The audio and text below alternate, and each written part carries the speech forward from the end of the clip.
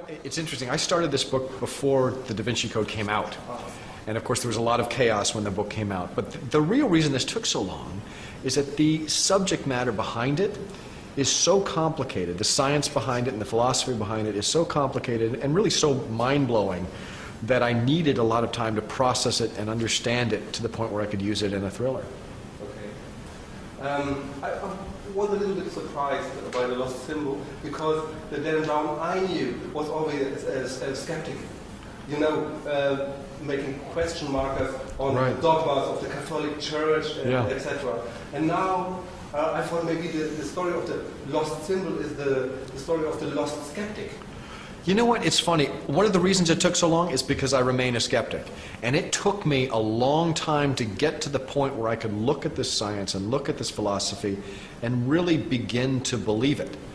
I remain, and Langdon remains throughout the book, skeptical on some level. I had a lot of people say, well, you know, you go after someone and you attack them. That's not true. I mean, I went, whatever I found in the Masons, I was going to write about. I just happened to find a group of people that I was really impressed by.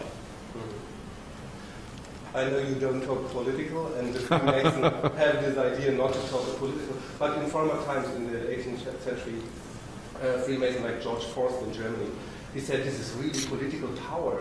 And some reviewers in Germany now attacked you, saying he ignored completely the political impact of the Freemasons. You know, the Freemasons had political power, at least in the U.S., because of their spiritual underpinnings. A lot of them were deists, which, you know, a lot of the founding fathers were deists rather than theists. And the difference being that, you know, deism really believes in a God that does not intervene in the world affairs, where theism believes in a God that does intervene. If you pray to God, he will fix things for you or arrange things for you. And this idea is really the core of Masonic philosophy, this idea that we are responsible for our own actions and to be good to our fellow man, that we can't look to God to do that we as human beings have to do that. And that really was a message that I wanted to get across in the novel. Mm-hmm. Some reviewers call that Marxism in Germany, but I don't. And the Freemasons, we met them already in Illuminati and Angels and Demons. Why are you so fascinated by them? I'm fascinated because here it's a worldwide organization that's been around for hundreds of years, and if you follow, I mean, some people say they go back all the way to the Templars and before. They've remained fairly secretive. A lot of very influential people have been members, and they survive today. And a lot of their rituals are arcane. They function in a language of symbols, which is, of course, fascinating to me and fascinating to Langdon. So, I mean, there are a lot of reasons I find them interesting.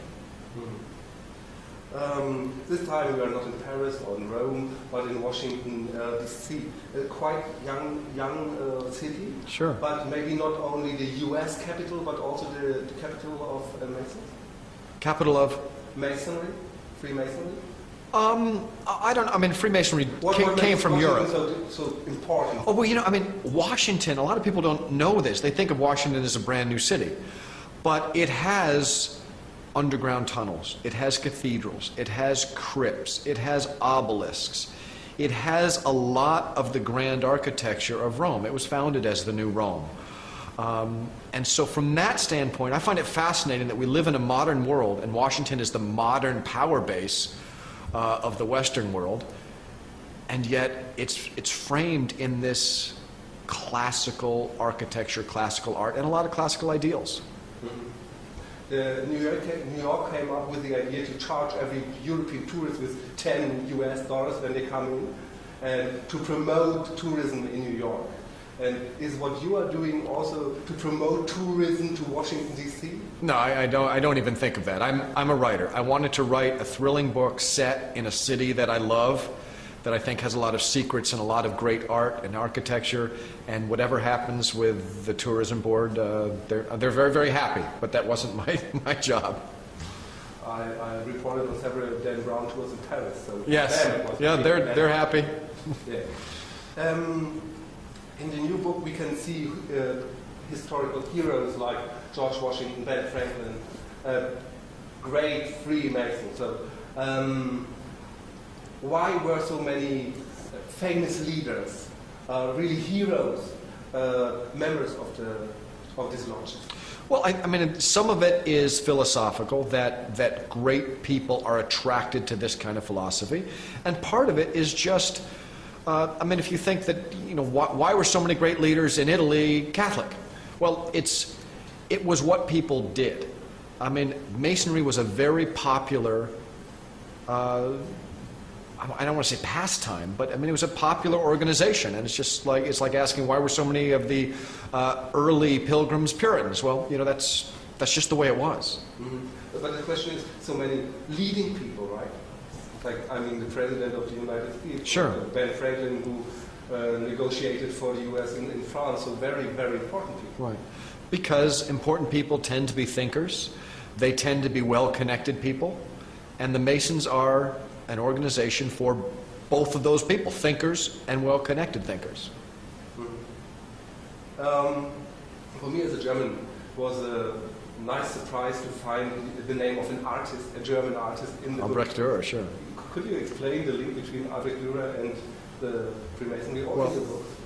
Dürer is one of the great alchemical artists ever. I mean, his work is so filled with symbolism. I've been aware of his work for a long time. And certainly Melancholia is, you know, one of the classical alchemical pieces that you look at and say, what is going on here? This is fascinating.